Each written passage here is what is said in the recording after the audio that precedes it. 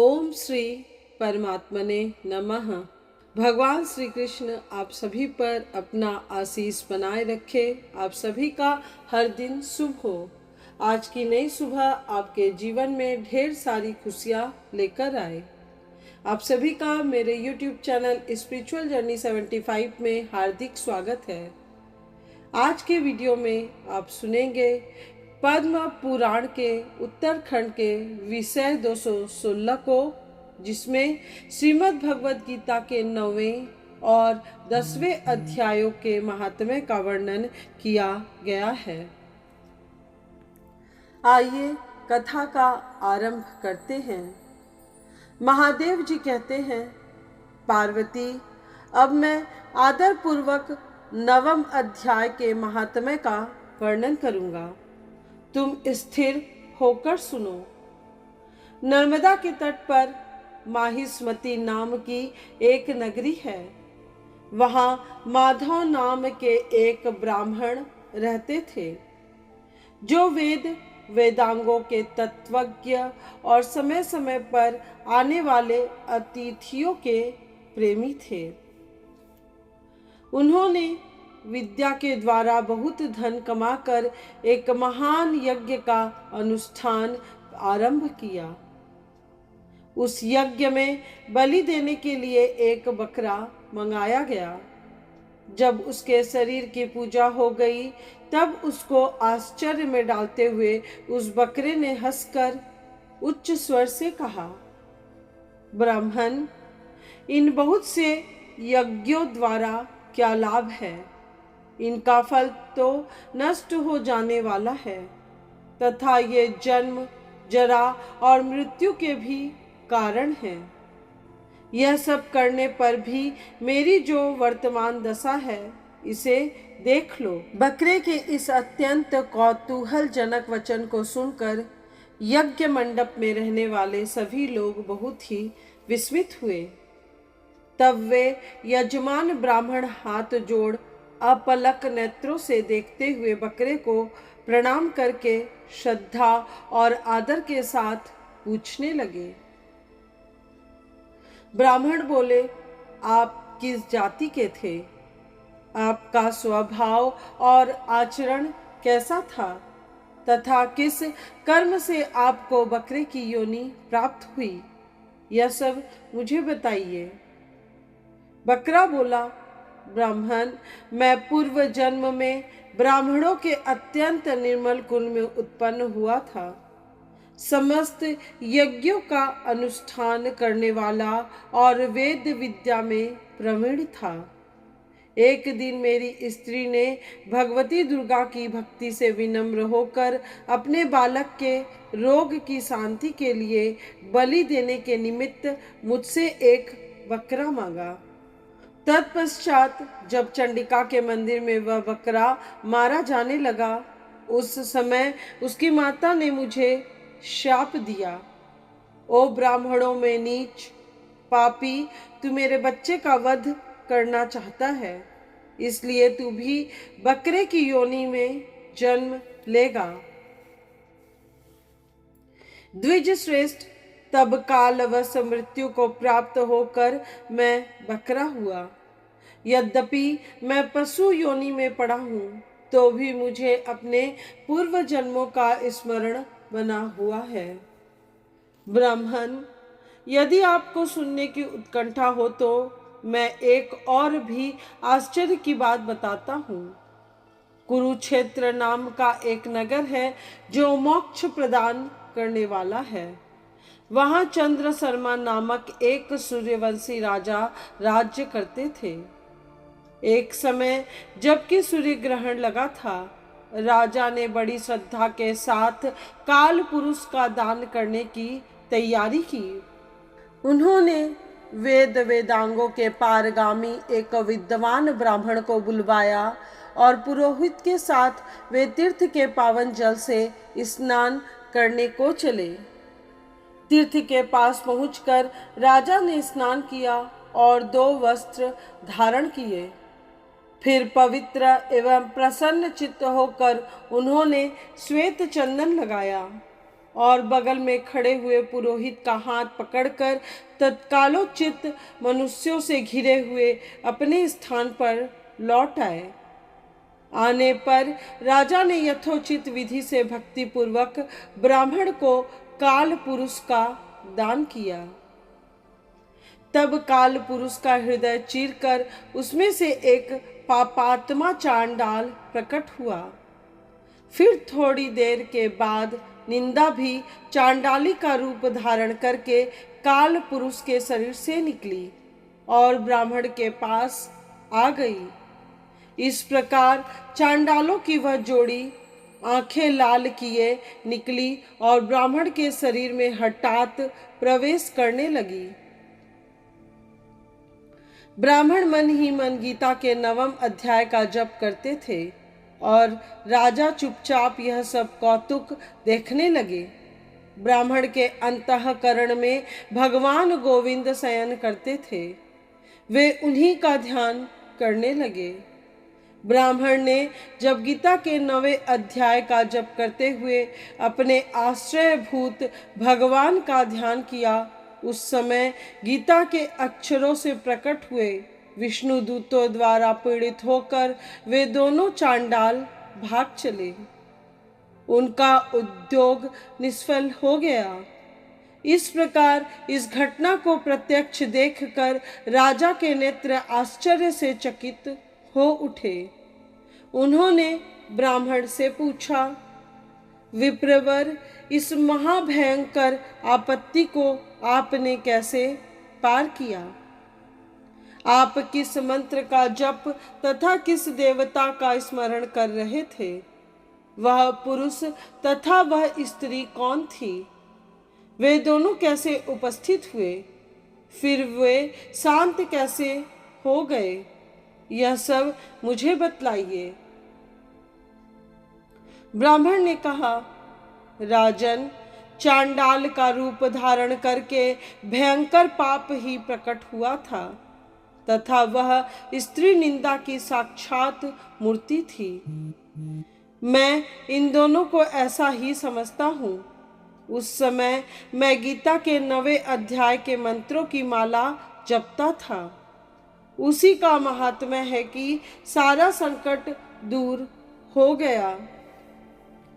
महीपते, मैं नित्य ही गीता के 9वें अध्याय का जप करता हूँ।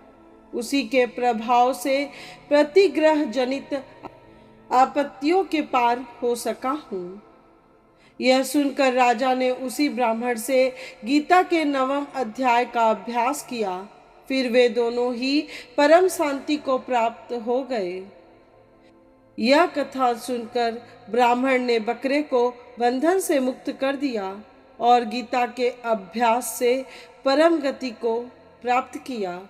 भगवान शिव कहते हैं, सुंदरी, अब तुम 10वें अध्याय के महात्म्य की परम पावन कथा सुनो, जो स्वर्ग रूपी दुर्ग में जाने के लिए सुंदर सोपान और प्रभाव की चरम सीमा है।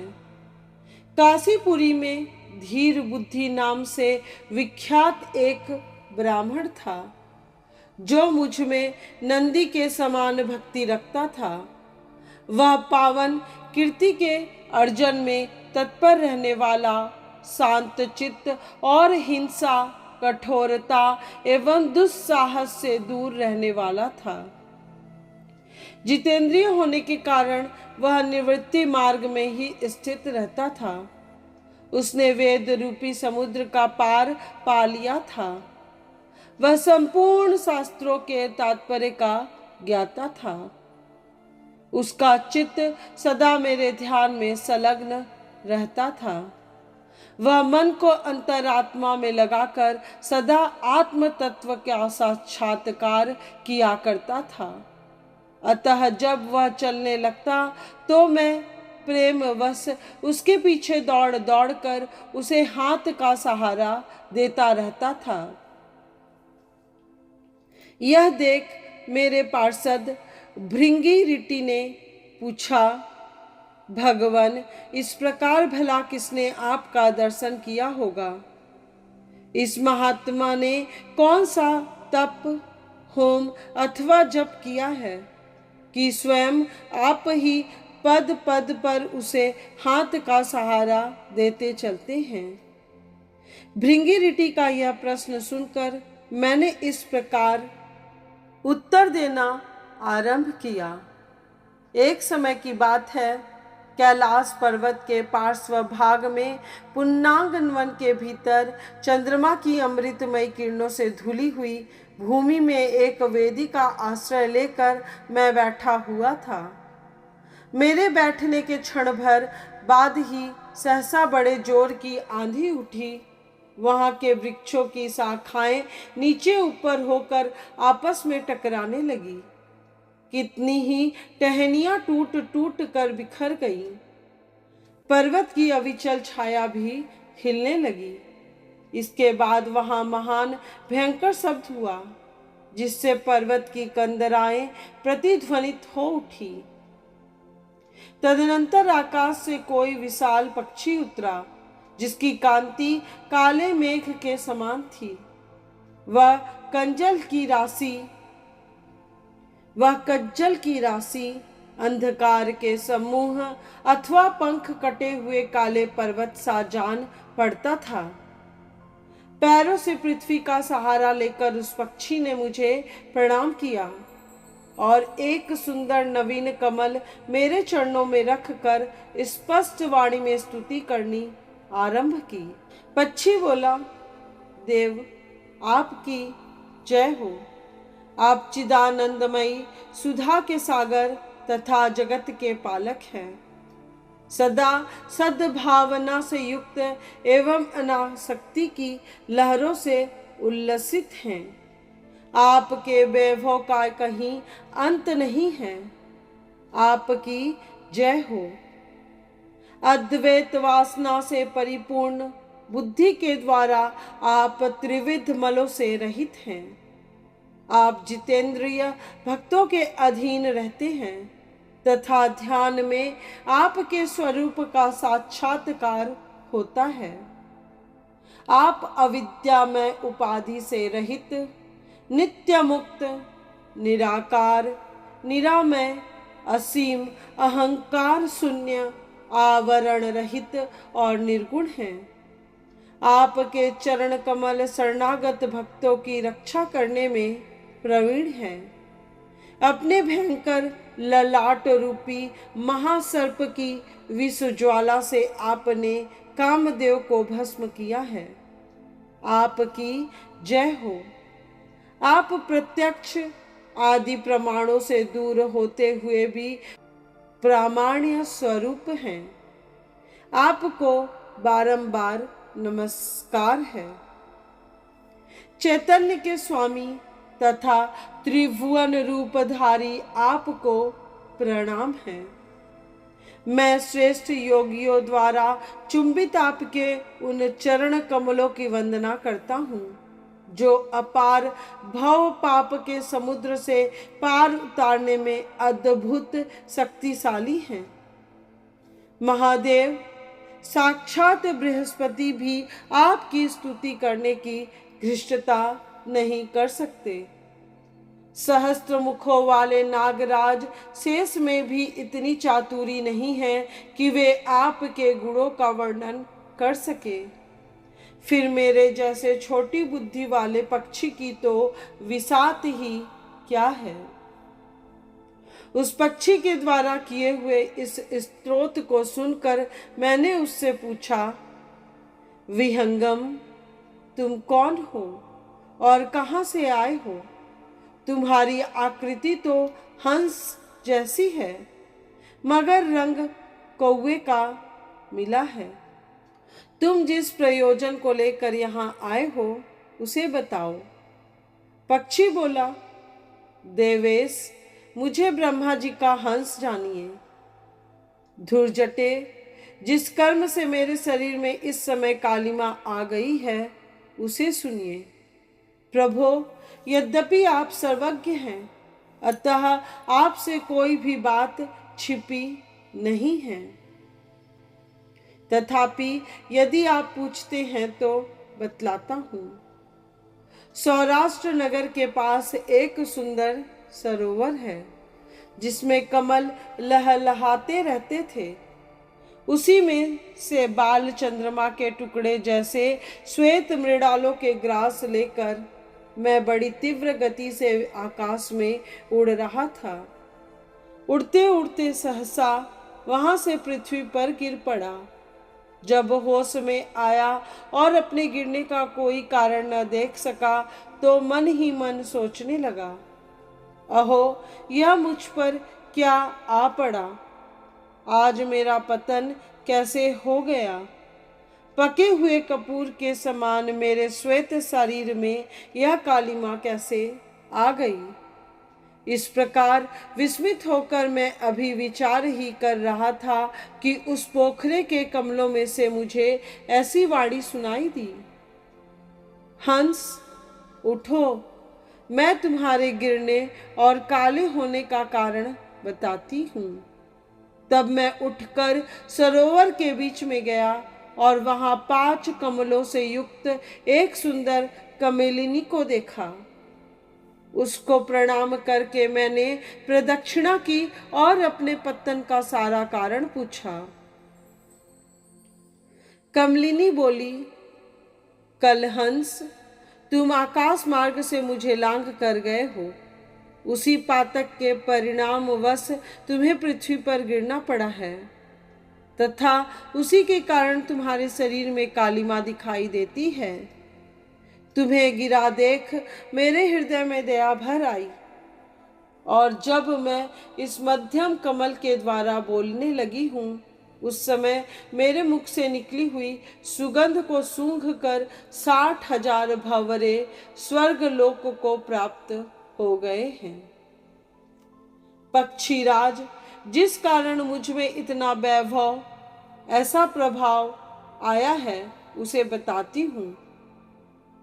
इस जन्म से पहले तीसरे जन्म में इस पृथ्वी पर एक ब्राह्मण की कन्या के रूप में उत्पन्न हुई थी। उस समय मेरा नाम सरोजवदना था। मैं गुरुजनों की सेवा करती हुई सदा एकमात्र पातिव्रत के पालन में तत्पर रहती थी। एक दिन की बात है, मैं एक मैना को पढ़ा रही थी। इससे पति सेवा में कुछ विलंब हो गया।